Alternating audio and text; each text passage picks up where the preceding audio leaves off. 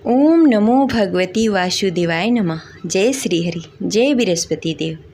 प्रिय श्रोतागण, आज बृहस्पतिवार के दिन सुनेंगे बृहस्पतिवार संपूर्ण व्रत कथा। इस कथा को पठन तथा श्रवण मात्र से भक्त के सभी मनोकामनाएं पूर्ण होती हैं, घर में सुख समृद्धि का वास होता है। तो आइए पूरी श्रद्धा और भक्ति के साथ सुनते हैं बृहस्पतिवार संपूर्ण व्रत कथा। तो प्रेम से बोले गौरी पुत्र गणेश की जय, शिव जी माता पार्वती की जय। जय श्री हरि। पौराणिक कथा के अनुसार प्राचीन समय की बात है। भारतवर्ष में एक राजा राज्य करता था। वो बड़ा ही प्रतापी और दानी था। वह नित्य प्रति मंदिर में भगवत दर्शन करने के लिए जाता और ब्राह्मणों और गुरु की सेवा किया करता। उसके द्वार से कोई भी याचक निराश होकर नहीं लौटता। वह प्रत्येक गुरुवार को व्रत रखता एवं पूजन करता, गरीबों की सहायता करता। परंतु यह सब बातें उसकी रानी को बिल्कुल अच्छी नहीं लगती थी। वह न तो व्रत करती और न ही किसी को एक भी पैसा दान में देती थी। वह राजा से भी ऐसा करने को मना किया करती थी। एक समय की बात है, राजा शिकार खेलने के लिए वन को चले गए। घर पर रानी और दासी थी। उस समय गुरु बृहस्पति साधु का रूप धारण करके राजा के दरवाजे पर भिक्षा मांगने के लिए आए। साधु ने रानी से भिक्षा मांगी तो वह कहने लगी, हे साधु महाराज, मैं इस दान पुण्य से तंग आ गई हूँ। इस कार्य के लिए तो मेरे पति ही बहुत हैं। अब आप ऐसी कृपा करें कि सारा धन नष्ट हो जाए तथा मैं आराम से रह सकूं। साधु रूपी बृहस्पति देव ने कहा, हे देवी, तुम तो बड़ी ही विचित्र हो। संतान और धन से कोई दुखी नहीं होता, इसको सभी चाहते हैं। पापी भी धन और पुत्र की इच्छा करता है। अगर तुम्हारे पास धन अधिक है तो भूखे मनुष्यों को भोजन करवाओ, प्याव लगवाओ, ब्राह्मणों को दान दो, धर्मशाला बनवाओ, कुआं, तालाब, बावड़ी, बाग, बगीचे आदि का निर्माण कराओ तथा निर्धन कुंवारी कन्याओं का विवाह करवाओ। साथ ही यज्ञ करो। इस प्रकार के कर्मों से आपके कुल का और आपका नाम परलोक में भी सार्थक होगा एवं तुम्हें स्वर्ग की प्राप्ति होगी। परंतु रानी साधु की इन बातों से खुश नहीं हुई। उसने कहा, हे साधु महाराज, मुझे ऐसी धन की आवश्यकता नहीं है जिसे मैं अन्य लोगों को दान में देती फिरूं, जिसको रखने और संभालने में भी मेरा सारा वक्त निकल जाए। साधु ने कहा, हे देवी, यदि तुम्हारी ऐसी ही इच्छा है तो जैसा मैं तुम्हें बताता हूँ वैसा करना। बृहस्पतिवार के दिन आंगन को गोबर से लीपना और अपने केसों को पीली मिट्टी से धोना। केसों को धोते समय स्नान करना। राजा से कहना कि वो हजामत कराए। भोजन में मांस मदिरा खाना, कपड़े धोबी को धोने के लिए देना। इस प्रकार 7 बृहस्पतिवार को करने से तुम्हारा सारा धन नष्ट हो जाएगा। यह कहकर साधु महाराज रूपी बृहस्पति देव अंतर्ध्यान हो गए। रानी ने साधु के कहने के अनुसार 7 बृहस्पतिवार तक वैसा ही करने का विचार किया। साधु के बताए हुए कार्य करते हुए केवल 3 ही बृहस्पतिवार बीते कि उसकी सारी संपत्ति नष्ट हो गई। भोजन के लिए भी 2 समय परिवार तरसने लगा तथा सांसारिक भोगों से दुखी रहने लगा। तब राजा रानी से कहने लगा कि हे रानी, तुम यहाँ पर रहो, मैं दूसरे देश जा रहा हूँ। क्योंकि यहाँ पर मुझे सभी मनुष्य जानते हैं, इसलिए मैं यहाँ कोई कार्य नहीं कर सकता। मैं अब परदेश जा रहा हूँ, वहाँ कोई काम धंधा करूँगा, शायद हमारे भाग्य बदल जाए। ऐसा कहकर राजा परदेश को चला गया। वो वहाँ जंगल से लकड़ियाँ काट कर लाता और शहर में बेचता। इस तरह जीवन व्यतीत करने लगा। इधर राजा के बिना रानी और दासी दुखी रहने लगी। किसी दिन भोजन मिलता और किसी दिन जल पीकर ही रहना पड़ता। एक दिन रानी और दासी को भोजन किए बिना 7 दिन व्यतीत हो गए। तो रानी ने अपनी दासी से कहा, हे दासी, यहाँ पास के नगर में मेरी बहन रहती है। वह बड़ी ही धनवान है। तुम उसके पास जाओ और वहाँ से 5 सेर बेझल मांग के लाओ, जिससे कुछ समय के लिए गुजारा हो जाएगा। दासी रानी की बहन के पास गई। रानी की बहन उस समय पूजा कर रही थी। बृहस्पतिवार का दिन था। दासी ने रानी की बहन से कहा, हे रानी, मुझे आपकी बहन ने भेजा है, मुझे 5 सेर बेझल दे दो। दासी ने यह बात अनेक बार कही, परंतु रानी की बहन ने कोई उत्तर नहीं दिया, क्योंकि वह उस समय बृहस्पतिवार का कथा सुन रही थी। जब दासी को रानी की बहन की कोई उत्तर नहीं मिला तो वह बहुत ही दुखी हुई। उसे क्रोध भी आया। वह लौटकर रानी से बोली, हे रानी, आपकी बहन बहुत ही घमंडी है। वह छोटे लोगों से बात नहीं करती। मैंने उससे कहा, उसने कोई उत्तर नहीं दिया। मैं वापस चली आई। रानी बोली, हे दासी, उसमें उसकी कोई गलती नहीं है। जब बुरे दिन आते हैं तब कोई असहारा नहीं देता। अच्छे बुरे का पता विपत्ति में ही लगता है। जो ईश्वर की इच्छा होगी वही होगा। यह सब हमारे भाग्य का दोष है। उधर रानी की बहन ने सोचा कि मेरी बहन की दासी आई हुई थी, परंतु मैं उससे नहीं बोली, इससे वह बहुत दुखी हुई होगी। अतः कथा सुन बृहस्पति भगवान का पूजन समाप्त करके अपनी बहन के घर गई और कहने लगी, हे बहन, मैं बृहस्पतिवार का व्रत कर रही थी। तुम्हारी दासी हमारे घर आई थी, परंतु जब तक हम कथा सुनते हैं तब तक हम लोग न उठते हैं और न किसी से बातें करते हैं, इसलिए मैं नहीं बोली। कहो दासी क्यों गई थी? रानी बोली, बहन, हमारे घर अनाज नहीं था। वैसे तुमसे कोई बात छिपी नहीं है, इस कारण मैंने दासी को तुम्हारे पास 5 सर बेझल के लिए भेजा था। रानी की बहन बोली, बहन देखो, बृहस्पति भगवान सबकी मनोकामनाएं पूर्ण करते हैं। देखो शायद तुम्हारे घर में कहीं अनाज रखा हो। यह सुनकर दासी घर के अंदर गई। वहाँ से उसे एक घड़ा बेझल का भरा हुआ मिल गया। उसे बड़ी हैरानी हुई क्योंकि उसके एक एक बर्तन देख लिया था। उसने बाहर आकर रानी को बताया।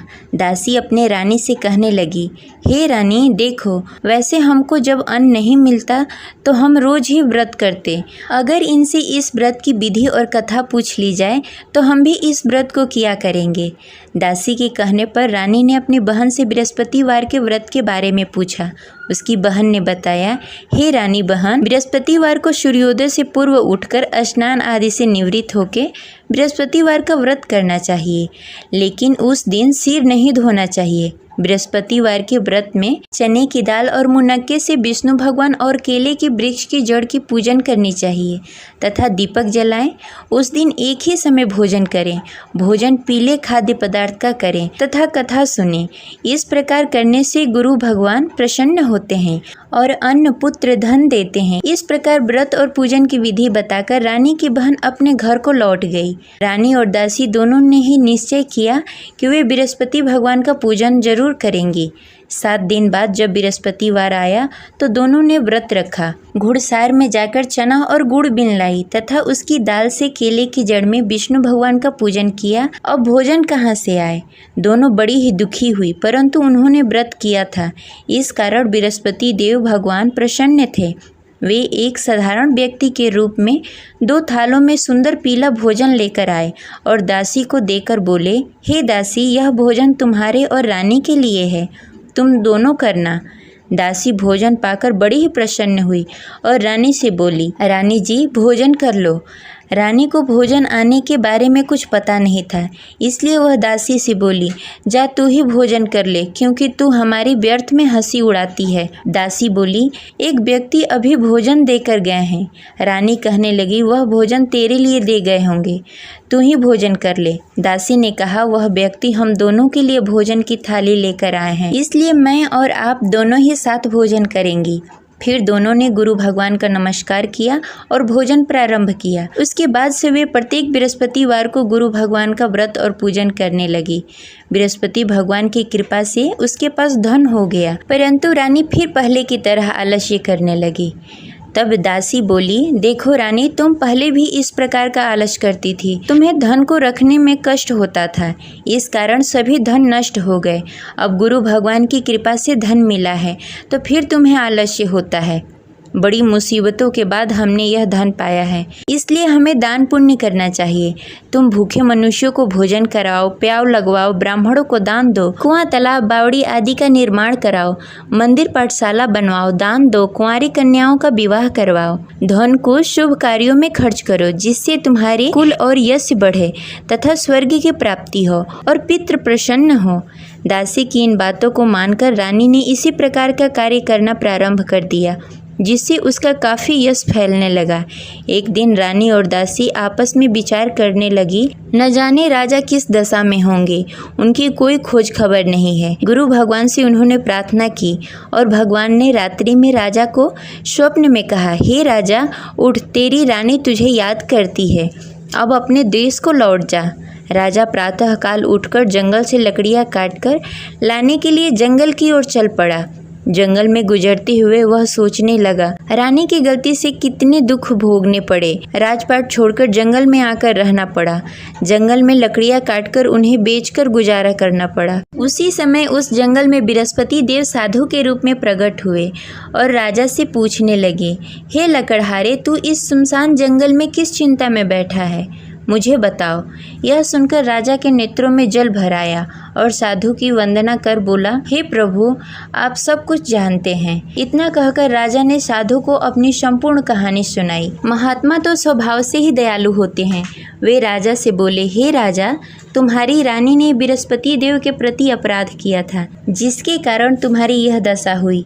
अब तुम किसी प्रकार की चिंता मत करो, भगवान तुम्हें पहले से भी अधिक धन देंगे। देखो, तुम्हारी पत्नी ने बृहस्पतिवार का व्रत करना प्रारंभ कर दिया है। अब तुम भी बृहस्पतिवार के दिन व्रत रखो। चने की दाल और गुड़ जल के लोटे में डालकर केले के पत्ते में विष्णु भगवान का पूजन करो। फिर कथा कहो या सुनो, भगवान तुम्हारी सब मनोकामनाएं पूर्ण करेंगे। साधु को प्रसन्न देखकर राजा बोला, हे प्रभु, मुझे लकड़ी बेचकर इतना पैसा भी नहीं बचता जिससे भोजन करने के उपरांत कुछ बचा सकूं।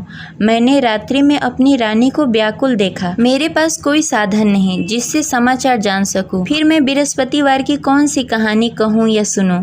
मुझको तो कुछ भी मालूम नहीं है।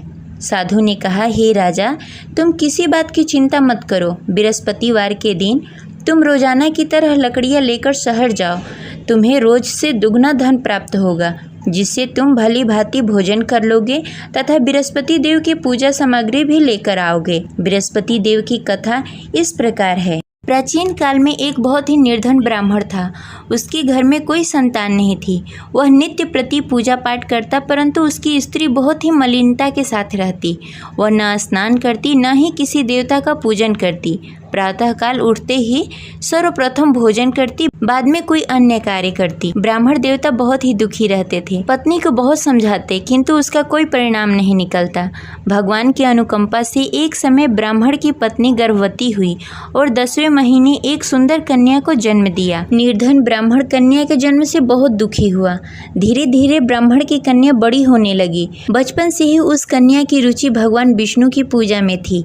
वह प्रातः उठती, स्नान ध्यान करती, उसके बाद भगवान विष्णु की पूजा करती और मंदिर में जाती। बृहस्पतिवार को व्रत करके विधि विधान पूर्वक पूजा पाठ करती। पूजा पाठ के बाद वह पढ़ने के लिए पाठशाला जाती। घर से चलते समय वह मुट्ठी भर जौ साथ में लेकर जाती और पाठशाला के रास्ते में थोड़ी थोड़ी जौ गिराते जाती। जब पाठशाला से लौटकर आती, जौ के दाने सोने में बदल जाते। लड़की सभी सोने के दाने बीन लाती। एक दिन जब वह सोने के दानों को साफ कर रही थी, तो उसकी माँ ने कहा, बेटी, सोने के दाने साफ करने के लिए सोने का सूप भी होना चाहिए। अगले दिन बृहस्पतिवार था। उसने भगवान बृहस्पति देव की पूजा करते हुए प्रार्थना की, हे भगवान, यदि मैंने आपका व्रत विधि विधान से किया हो तो मुझे सोने का सूप दे दो। भगवान बृहस्पति देव ने उसकी मनोकामना पूरी करने का वचन दिया। पाठशाला से लौटते समय उसने रास्ते में सोने का सूप पड़ा हुआ मिला। घर लौटकर सोने का सूप अपनी माँ को दिखाकर वह सोने के दाने साफ करने लगी। उसी समय नगर का राजकुमार उसके घर के पास से गुजर रहा था। उस सुंदर लड़की को सोने के सूप में जौ साफ करते देख राजकुमार उस पर मोहित हो गया। राजकुमार ने अपने पिता से उस लड़की से विवाह करने की इच्छा प्रकट की। तो राजा ने ब्राह्मण को महल में बुलाकर राजकुमार से उसकी लड़की के विवाह की बात कही। ब्राह्मण तैयार हो गया। धूमधाम से उस लड़की का विवाह राजकुमार से हो गया। दुल्हन बनकर ब्राह्मण की लड़की महल में चली गई। लड़की के चले जाने से ब्राह्मण फिर से निर्धन हो गया। उसे कई कई दिनों तक बिना भोजन के रहना पड़ा। बहुत दुखी होकर ब्राह्मण एक दिन अपनी लड़की के पास गया। अपने पिता से निर्धनता का समाचार सुनकर उसे बहुत सारा धन देकर पिता को विदा किया। उस धन से ब्राह्मण का कुछ दिनों तक आराम से गुजारा हुआ, लेकिन जल्द ही फिर भूखों मरने की हालत हो गई। ब्राह्मण अपनी लड़की से धन लेने के लिए फिर महल में पहुंचा। लड़की ने पिता की बुरी हालत देखकर कहा, पिताजी, आखिर आप कब तक मुझसे धन लेकर जीवन व्यतीत करेंगे? आप कोई ऐसा उपाय क्यों नहीं करते जिससे आपका घर धन्य धान से भर जाए? ब्राह्मण ने कहा, मैंने तेरी माँ को बहुत समझाने की कोशिश की, पर उसकी समझ में कुछ नहीं आता। उसकी फुहड़ता नष्ट हो तब तो घर की निर्धनता दूर हो। तब कुछ सोचकर लड़की ने पिता से कहा, पिताजी, आप कुछ दिनों के लिए माँ को मेरे पास छोड़ जाओ। तब कुछ सोचकर ब्राह्मण ने पत्नी को लड़की के पास महल में छोड़ दिया। लड़की ने अपनी माँ से कहा, माँ तुम कल प्रातः उठकर स्नान आदि करके भगवान विष्णु की पूजा करना। पूजा करने से तुम्हारी निर्धनता अवश्य दूर हो जाएगी।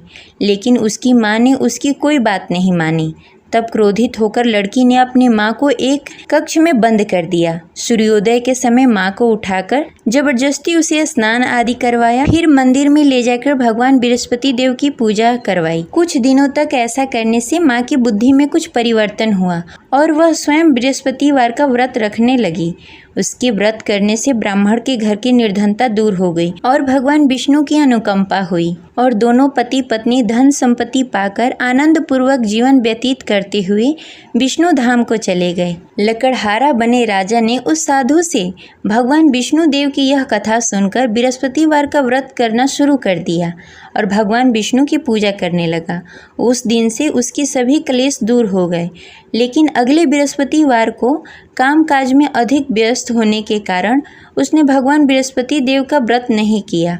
भगवान बृहस्पति देव लकड़हारे से क्रोधित हो गए और उसे भूल की सजा दी। उस दिन नगर के राजा ने नगर में घोषणा करके सबको सूचित किया कि प्रत्येक नागरिक मेरे महल में भोजन करने आए। जो नहीं आएगा उसे अपराधी मानकर भारी दंड दिया जाएगा। लकड़हारा बने राजा ने उस नगर के राजा की घोषणा तो सुनी, लेकिन जंगल से लकड़ी काटकर लाने और उसे बेचने में देरी हो जाने के कारण वह समय पर महल में भोजन करने नहीं पहुंच सका। अतः राजा के सैनिक लकड़हारे को पकड़कर महल में ले गए।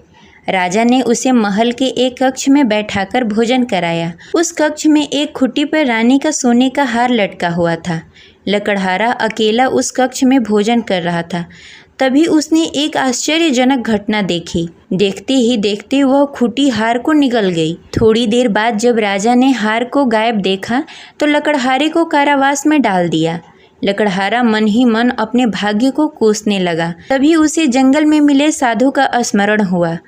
थोड़ी देर में भगवान बृहस्पति देव सन्यासी के रूप में उसके सामने प्रकट हुए और कहा, हे लकड़हारे, तूने भगवान बृहस्पति देव की पूजा नहीं की, इसी कारण तुम्हें कष्ट हो रहा है। लेकिन अब चिंता मत करो, बृहस्पतिवार के दिन कारागार के दरवाजे पर तुम्हें कुछ पैसे पड़े हुए मिलेंगे। उन पैसों से भगवान बृहस्पति देव का व्रत करके उनकी पूजा करोगे तो तुम्हारे सारे दुख दूर हो जाएंगे। फिर बृहस्पतिवार के दिन दरवाजे पर पड़े पैसे राजा को मिले, जिससे उसने चने की दाल, गुड़, मुनक्का मंगाकर भगवान बृहस्पति देव की कथा कही और व्रत किया, जिससे भगवान बृहस्पति देव प्रसन्न होकर उस नगर के राजा को स्वप्न में लकड़हारे को मुक्त करने को कहा। सुबह राजा ने आकर अपने कक्ष में देखा कि खूंटी पर हार टंगा हुआ है।